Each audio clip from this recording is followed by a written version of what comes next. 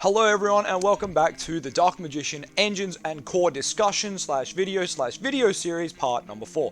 Now if you haven't watched the first 3 parts, please go and watch them. And I got a couple more announcements, so you might want to skip about 2 minutes into this video if you've already been here before. If you're new, however, welcome to the series. The purpose of this series is to dissect the Dark Magician deck core and kind of find engines we can mix with the deck to make it a bit more interesting or competitive to play. So sometimes it'll feel like we're playing a worse version of said engine or deck we mix in, and sometimes it will feel like better Dark Magician. It's a little bit of a mixed bag. Now it's mainly just pick your preference, pick your poison, enjoy whichever engine you like. The deck, since losing Anaconda, has kind of gone downhill. We don't really have a game plan anymore. There's a couple of cool tricks we can do, but they're normally 2 to 3 card combos that just don't quite facilitate the same board as Dragoon with 5 cards in hand, like Anaconda used to. If you're unsure on that combo, I have videos on it way back, but you know, it's not relevant anymore. But anyway, before I ramble on for too long, if you are new here, please consider hitting that subscribe and like button because it motivates me to make more of these videos and it encourages me to engage in this discussion more often. I'd also like you to join the Dark Magician Discord. Now in there we chat about the deck, we chat about the good players who play the deck, we chat about the tops, the OCG lists that do well, and we dissect basically everything we can to do with Dark Magician. I'd love to see you guys in there chatting away. I'm not always active in there, but I am from time to time, and feel free to interact with me in Discord too. I'd love to chat to you all. I love talking to everyone in the comments section, but sometimes it would just be easier if we were all in a big Discord chat. Please jump on into the Dark Magician Discord. I'll have a link to it down in the description, and I'll probably pin it on the top comment as well. But without further ado, let's get into the first engine of today. Now this is actually a personal favorite of mine, and I know True Draco is a very degenerate strategy and people hate it, but the amount of synergy this deck has with Mahad is actually baffling. That's pretty much the only reason you'd play it. I'll talk about some of the other little things you can do as well.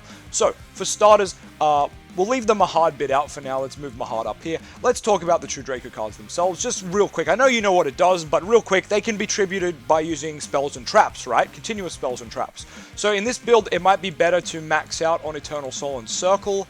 Maybe, it's up to you. They are our archetype spells and traps. And Salvation's even better here because you can send it away for draws, but it can set Eternal Soul, which you can use to tribute summon any of the True Draco monsters. So Salvation's actually got quite a niche role here. Salvation also lets us play set rotation to help us get more copies of Dragonic Diagram. You need Diagram for the main play of this funky engine to work. If Diagram ever comes back to 2 or 3, you will catch me playing this build because you know True Draco is just a floodgate deck. DM can be very similar, so you don't care about the extra deck too, so you can play whatever you like in the extra deck. I like that about the True Draco engine as well. So yeah, aside from the random synergy between the continuous spells and traps, not to mention you can use Magician Souls to send their spells and traps, so there's also synergy with Magician Souls and the True Draco spells and traps, because when any of the spells are sent to the grave, you can actually target a spell trap on the field and destroy them, and when the traps are sent to the grave, you can target a monster on the field and destroy them. So you've actually got a whole lot of synergy here, right? So it's very cool. But let's get to my favorite interaction. This is the only reason I play the deck, okay? I know there's all those other things, but here's the main play I love. So you need to open up Mahad and Diagram. Yep, Mahad. No cap. Now Circle is optional here for an extra banish, you could say, but this is what I love. You just go Diagram, right? And if you don't know what Diagram does, it needs to pop a card, and then you get to search a True Draco. So, fantastic consistency. So, in this case, we might want one of the spells or monsters or traps. It really doesn't matter. Let's just go for one of the monsters. Fantastic. Now, of course, Mahad is going to trigger now, and we get to summon Dark Magician. I just love that. I know it's not the biggest deal. I used to play True Draco mixed with Dark Magician before Soul Servant existed, and when Diagram was at 3. So, a bit of a different time when Circle and Eternal Soul were kind of the only cards you wanted to play. So yeah, it was always fun. And so Magician Souls also didn't exist back then. So I don't know, I feel like a modern take on this would be really fun. Diagram obviously being at 1 really sucks, but we can play what I mentioned earlier, that set rotation just to make it a little bit easier to pull off. But yeah, the True Draco engine is pretty cool. It does reek of degeneracy a little bit, but I mean, what engine doesn't, especially when mixed with Dark Magician? Alright, real quick, before we get on to engine number 2 of this video, I just want to go back and talk about the Ritual engine, which I spoke about in, I believe, part 1. So, I actually completely forgot to mention Advanced Ritual Art and High Ritual Art, which I've played Advanced Ritual Art in one of the previous Diviner builds and had a little combo with that, and yet I forgot about it when talking about Ritual DM, so my apologies everyone. Some people reminded me about it in the comments and I still forgot to put it in part 2 and 3, because I'm a big dum-dum, but here it is in part 4, so apologies for the delay. But basically, Advanced Ritual Art lets you ritual summon any ritual monster in your hand as long as you send the normal monster from deck with the same level, like equal levels. So it's perfect for summoning out Illusion of Chaos or Magician of Chaos by sending a Bricky Boy. Now, I'm a big fan of Advanced Ritual Art, and it's searchable off Diviner's combo and all that jazz, or just playing Manju, but I've actually seen Brandon Browning, who's a very old school style Dark Magician player, play High Ritual Art, and I actually think this is the better option. I was a big fan of Advanced because it sends the brick, and I like sending bricks, but I actually think he's got the better idea here. Now, we're going to take away Magician of Chaos because I don't think it's that good. I think you're better off summoning Illusion of Chaos, and we'll get into why now. So High Ritual Art shuffles the ritual monster summoned back into your deck in the end phase for 1. So whatever you summon's not sticking around, but Illusion of Chaos actually bounces itself back to the hand for its effect and then replaces itself with a Dark Magician. So you're picking up what I'm putting down. Basically, if you use High Ritual Art to summon out Illusion of Chaos, it means 1, you'll have to have DM in hand, but we'll get to that in a bit. 2, Illusion of Chaos will be shuffled back into your deck in the end phase of the opponent's turn, but it's obviously effect negation, so if your opponent passes turn without doing anything, you're going to lose your Illusion of Chaos, but at least your opponent's bricked, I guess. But they should activate a monster effect. You should be able to use Illusion of Chaos, and if it doesn't get negated, fantastic. This is going to be back in your hand, and you can use the search next turn. Absolutely amazing setup. So let's talk about why High Ritual Art is probably better than Advanced Ritual Art. I've been very much on the Advanced Ritual Art train, as I mentioned earlier, but hear me out on High Ritual Art. I've seen Brandon Browning's list, and some other people have tried this too, but he's the main one I would call out here. So thank you for notifying us of this, Brandon. He actually posted it a long time ago, and I kind of dismissed it. Not out of disrespect, but I simply just went, like, a ritual DM's not really a thing that I'm, like, into, or I don't really understand it kind of thing. But I'm kind of warming up to the concept now because Anaconda's gone and whatnot. So, upon looking at High Ritual Art, I realized, yeah, you can use Manju or Diviner, whatever you want, to search this. Great. Or you could play 2 to 3 copies of it. Great. We can't use pre-prep, which is a big problem. I wish we could use pre-preparation of rites, because this would make it so much more consistent as the ritual spell on the monster, but, you know, it has to be listed on there. So it makes sense that we can't use it. I'm just saying if we could, oh my god, incredible. But alas, we can use prep to grab it from the grave. So maybe there's some value in Foolish Burial Goods in a build like this, just so prep then searches your Illusion of Chaos plus High Ritual Art, for example. But once again, we're not going to want Illusion of Chaos in our hand, and we'll get to why. We want Illusion of Chaos, or at least one of them, in the deck. You might even play 3 in a build like this. You could. It wouldn't be that bad, to be honest. I just really like 2. But in a build like this, with High Ritual Art, you'd probably play 3 even. Once again, you could play Magician of Chaos. I just feel like you really need it to leave the field so it doesn't get shuffled back, right? It does have very good effects. It's just brickier than Illusion of Chaos, right? And we don't want more bricks in this deck, guys. Come on, we all know this. I know this card's powerful, okay? I'm not dismissing its power. Just, it's not as flexible as Illusion of Chaos, right? This card's either a Rhoda in the hand, or it's going to be summoned off High Ritual Art and pop some effects, you know, negate some effects. You love to see it. And then come back to your hand, do it all again next turn. Fantastically designed card. One of the most perfectly designed DM cards, if I'm being completely honest. Obviously, other decks are using this too, so proof that it's good. It has more results in other decks than ours, but that's what happens when Konami makes cards generic, isn't it? Dragoon would like to have a word with Konami as well. Anyway, back to High Ritual Art. So High Ritual Art needs us to open Dark Magician to be used, right? It reads, this card can be used to ritual summon a ritual monster from the deck. Fantastic. You must tribute normal monsters from your hand whose total levels equal the exact level of that monster, right? And then you shuffle the ritual monster, as we mentioned earlier. But for this to be fulfilled, we need to open Dark Magician. And yes, I know opening this is normally not good. In this deck, it makes it better, which I like as well, because normally you see DM in hand, and if you don't have the rest of the pieces, you kind of like, wish this was anything else. So what's nice about this build is you can play so many cards that get you there. Now, unfortunately, Souls doesn't get you there because Souls summons DM, and this actually can't use cards from the field, which is very strange for a ritual card. I do wish this said hand or field, but we can't do much about that, can we? So because it does say hand, we've got Illusion of Chaos, which can of course add High Ritual Art and then put itself on top of the deck. So it's really cool because you can summon it out from deck still. Let's say you open all 3 of them, you can still use one of them, search Dark Magician, put the Illusion of Chaos top of your deck, High Ritual Art, boom, Dark Magician goes to the bin, out comes Illusion of Chaos. So Fantastic synergy right there. Just, you can never really brick. Great. Then obviously you can just hard open Dark Magician and High Ritual Art. Cool. So you could still play 2, but I think you'd get away with 3 in this build quite easily. You just wouldn't play Dark Magician Girl in my opinion, and probably not even Tomias. Like, just focus on rituals. I feel like go for rituals, go for fusions. Don't try to do both. I guess secrets can be your do both button anyway, whereas Tomias is like fusion heavy. So I think secrets is a nice in between. Tomias not so much. But anyway, we'll leave him there for now. Like, you can change the core however you like for each build. Apprentice at 3. Now, I'm not a fan of Apprentice at 3 because you have to discard a card to summon this card. And I don't know, people seem to really like this card. I think it was great back in the day when it was a Shonen Jump promo. It was great back then. I don't think it's that great anymore. Discarding a card to summon yourself in modern day Yu-Gi-Oh! Like, that's freaking terrible. And yes, I know we have cards we want to discard, but we normally just would rather not. Like, Dark Magician's an okay discard because, hey, you just search another one, right? But if you get hand trapped, then you look like a bit of an idiot because let's say you're like, oh yeah, you know, oh, I have DM in hand still for High Ritual Art, and then they effect fail your Apprentice, then your High Ritual Art's dead as well. So, ideally you don't actually want to discard your Dark Magician. The only other card in DM that has a grave effect besides Navigation is Soul Servant, so you could discard Soul Servant, but then you're not really searching like the missing piece, which is Circle or Eternal Soul, right? You're just going for a random free draw, which I'm not complaining, it's a free draw, I love free draws. But, you know, you're not getting the full value of Soul Servant, I feel, or, you know, the maximum consistency of Soul Servant, I should say. But once again, it's probably one of the better discards, along with Dark Magician. Everything else you don't really want to discard. You could discard something you have 2 copies of. I understand that. People always mention that. Oh, just discard the cards you have multiple. Yeah, that's not really an argument. Like, any deck can do that. So don't try to use that as an argument, right? That doesn't make DM any better. It's just a standard thing any deck can do. We're talking about what cards in our deck are good in the grave, and there's not really too many. One card that is exceptionally good in the grave is obviously Navigation, but unfortunately, as I've mentioned in previous videos, as per my last email, Navi sucks, and I don't know, a lot of people seem to need to hear this, or just one person in particular who I won't name.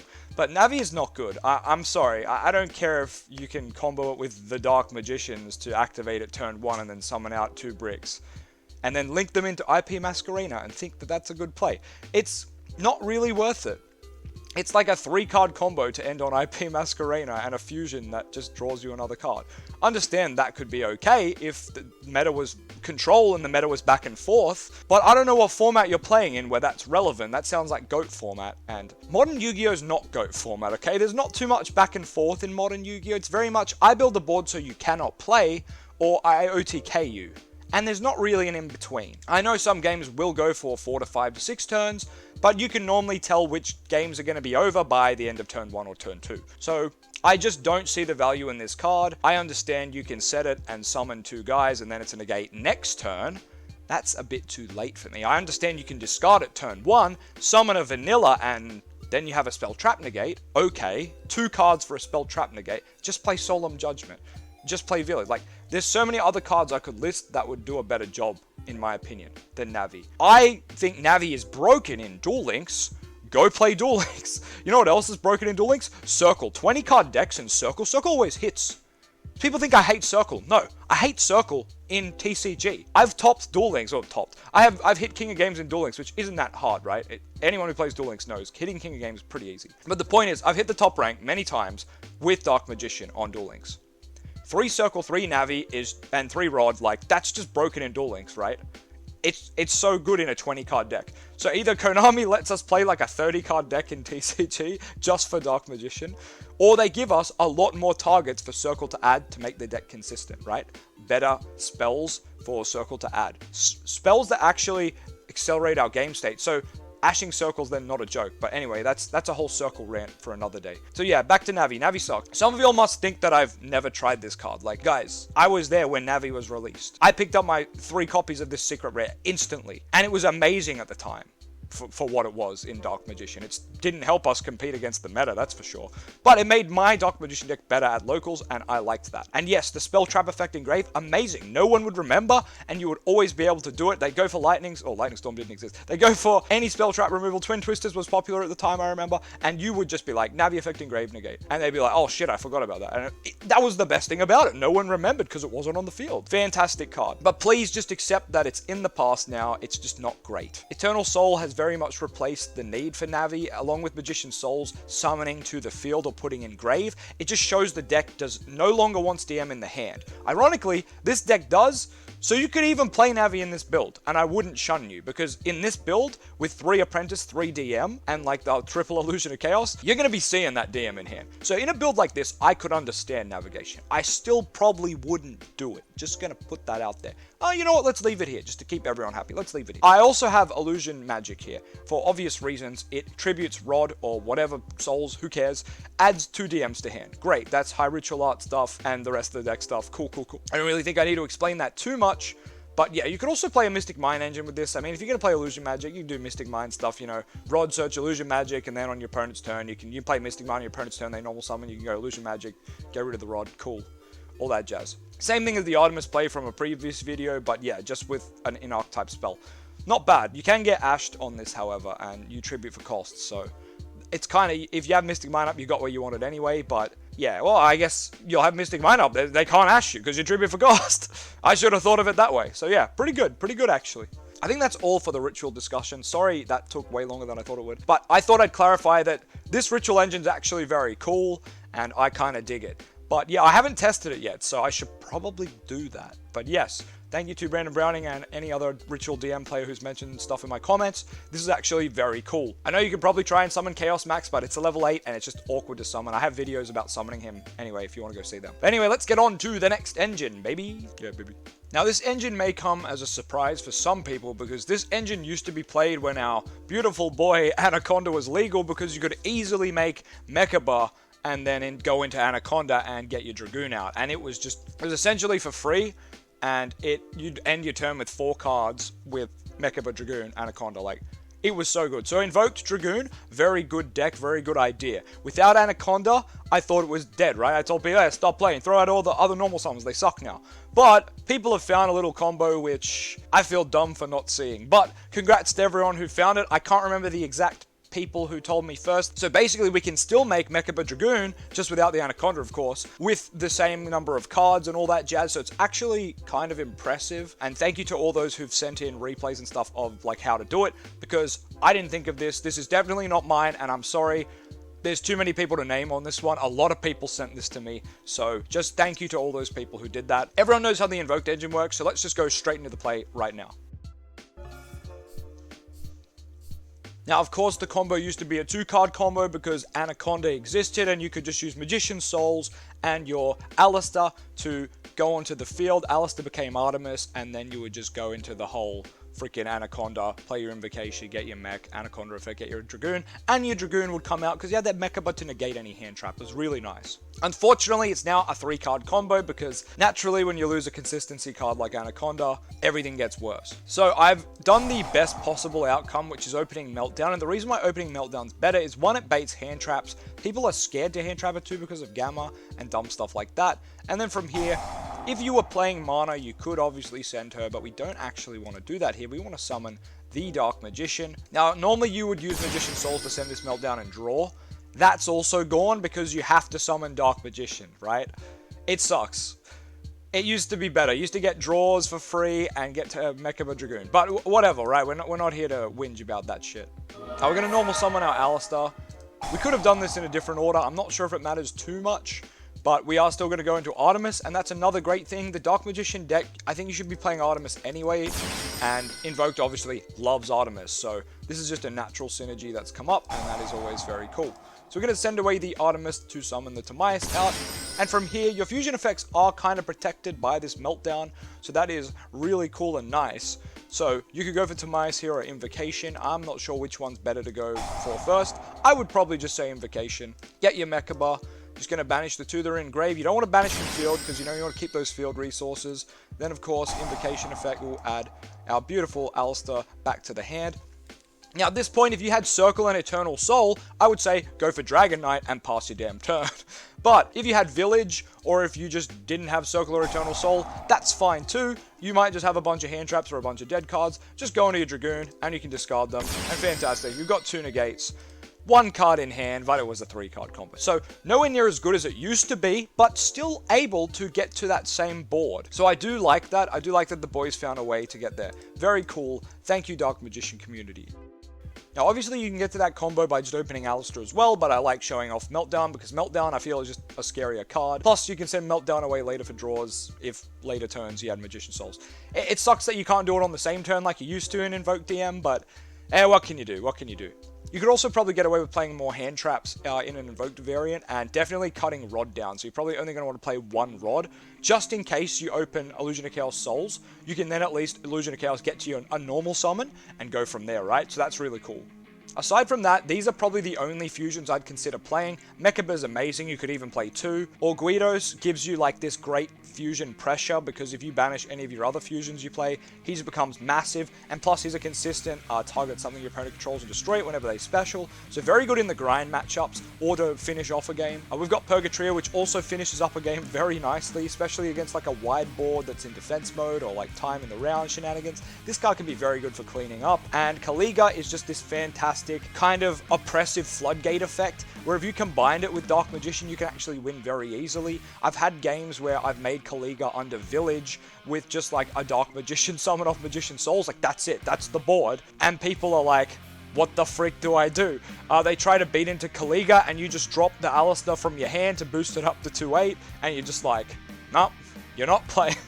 It kind of feels like you waste a lot of resources to do it, but it kind of keeps the opponent in this lock where they can't really play.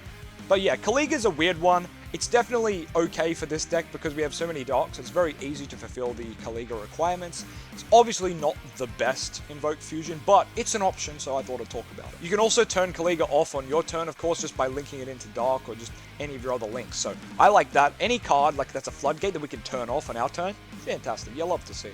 That's probably all for the Invoked engine today, but if I missed anything, let me know. The engine's kind of very linear, much like our deck, so I like that it's very simple, but people do know where to hand trap it, so be very careful of that. But, you know, they're always scared to hand trap the Alistair in case you already have the Invo, so you've always got their mind games to play with them. Give them a magical meltdown, am I right? You can play set rotation as well and just give them Secret Village or Salvation while you get a nice meltdown, or vice versa. If you've already got the meltdown, activate your meltdown, grab your Alistair, and then before you go into other plays, go for the set rotation, you get Village or Salvation, whichever's more important, and give your opponent a meltdown, because, you know, if they're not playing Invoked, it's no good to them. Especially if you flip up Village, they're not going to be able to flip that meltdown, which is very fun. That would actually be very nice against Flunders, because it means not only do they have to out-village, or they just can't out-village, they can't even set their field spell there, because set rotation prevents the setting of field spells. But once again, we're talking about playing around a one-of against Flunders, but, you know, hypothetical situations are sometimes nice. Anyway, that's enough about Invoked. Alright, that's all I got time for today, guys, before I myself have a magical meltdown. I'm gonna go have a nap, but you guys are gonna go down in the comments and tell me what you want to see in here. What engines do you play with your Dark Magician deck that you enjoy? I don't care if they're casual, I don't care if they're competitive.